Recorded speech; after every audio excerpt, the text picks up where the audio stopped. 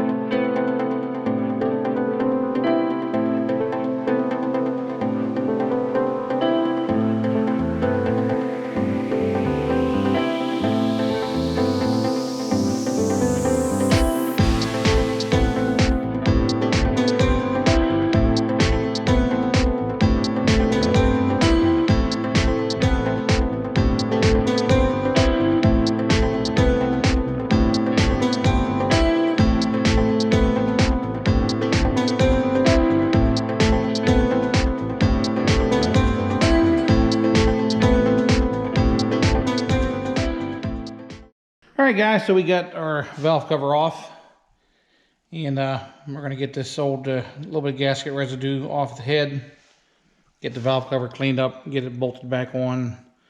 That part will be done. And I think I might do a little touch up here under the hood too, where that heat riser is around the choke and stuff there, the paint's burned off. So get that valve cover back on, but maybe touch some of it up. I got some paint left over. Just kind of clean it up there while it's accessible. So we're going to do that and get this together. Surface is cleaned up. Got our new gasket stuck onto the valve cover here. And got that all cleaned up. So we're going to get the valve cover back on and get this part of this project done.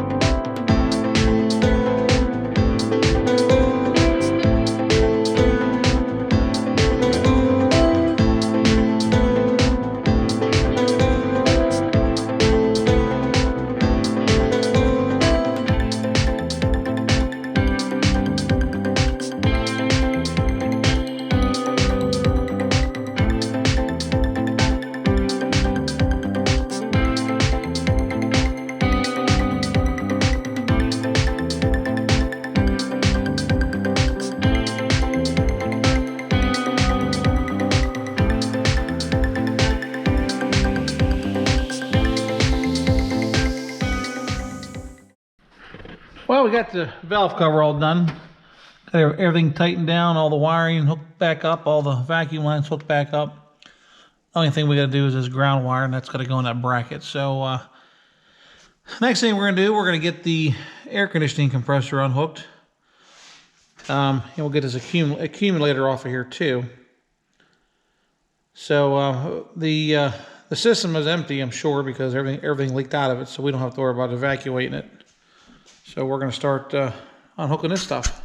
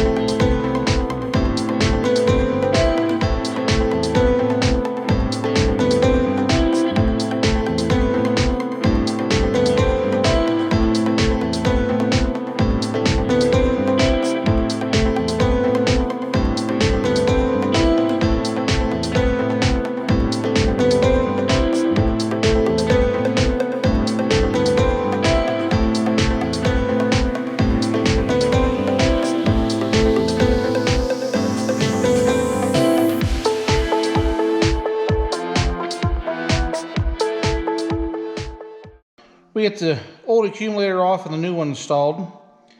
And we got the new metering orifice installed in the evaporator tube. Got all these fittings tightened back up, new O-rings, everything got a little bit of oil on them.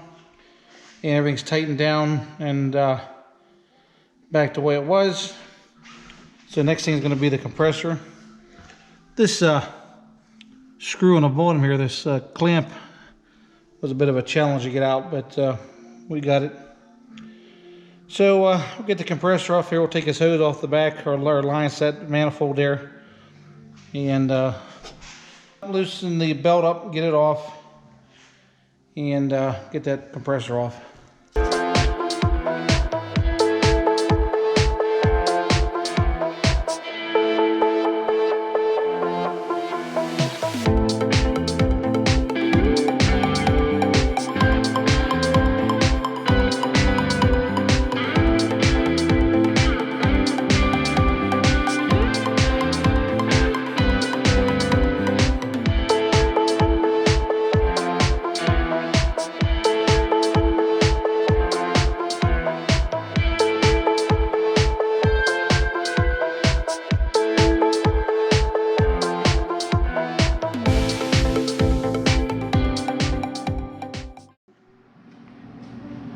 So we got the old compressor out. You can see it's kind of bare under here without it. It does take up a lot of real estate under the hood. So here it is up on the bench. This thing's pretty substantial. So we're gonna get the new one out of the box and compare the two.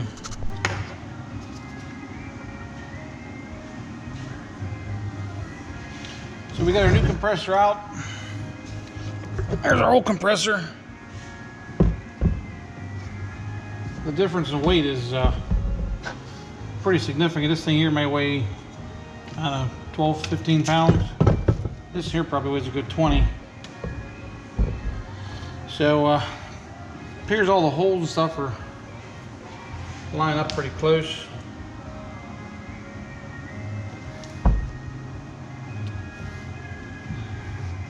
So we do have to take this bracket off the back of this one. Bracket's going to go into here, and it should be about it. Now the one thing I do want to do this is give us a fresh coat of black paint, just to make it look a little more factory than the aluminum here. So I'm going to mask off this sticker, and we'll give it a quick coat of underhood black, just to make it blend in a little bit. Now guys, it's the next day here. We got the compressor all dried from painting it, and you can see I masked this tag off just in case we have a warranty issue or something. I don't want to paint over the tag or remove the tag. Normally I would remove it, but you never know when you're gonna have to use the warranty, and be kind of difficult to prove that this was that unit without the tag on it. So the little bracket here on the back, I got it on, and they give you a bunch of new hardware too, so I'm gonna get it, and we're gonna get this, put it on here.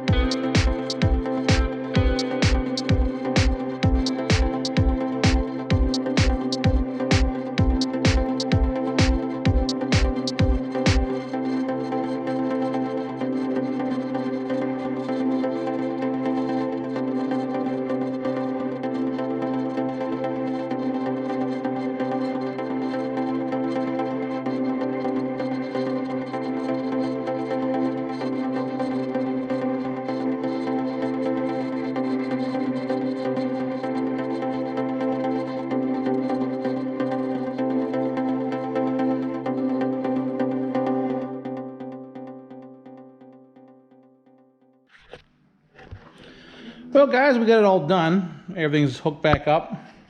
The only thing I need to do, I need to get a couple 8mm nuts.